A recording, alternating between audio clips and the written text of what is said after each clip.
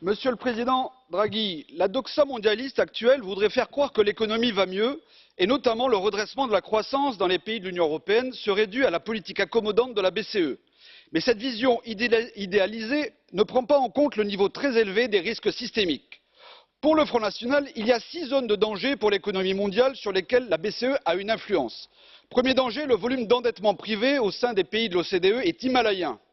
La remontée des taux d'intérêt à long terme aura un effet catastrophique avec des faillites en chaîne.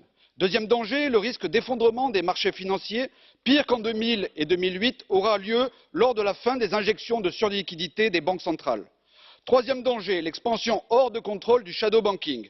L'élite politique et financière essaye de duper l'opinion publique en prétextant que le système bancaire serait maintenant plus sûr grâce aux règles de Bâle. Mais paradoxalement, le shadow banking, cette finance de l'ombre, est à haut risque et notamment les gérants d'actifs, hedge funds et des compagnies d'assurance n'ont jamais été aussi extrêmes dans leurs implications.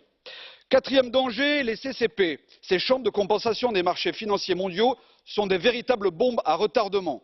Elles concentrent plus que jamais tous les risques de marché et l'interopérabilité, c'est-à-dire l'interconnexion des CCP, multiplie le risque d'effet domino jusqu'à l'effondrement de tout le système financier mondial. La BCE sauvera-t-elle une telle contagion par la faillite d'une CCP? Cinquième danger, le monde parallèle du blockchain.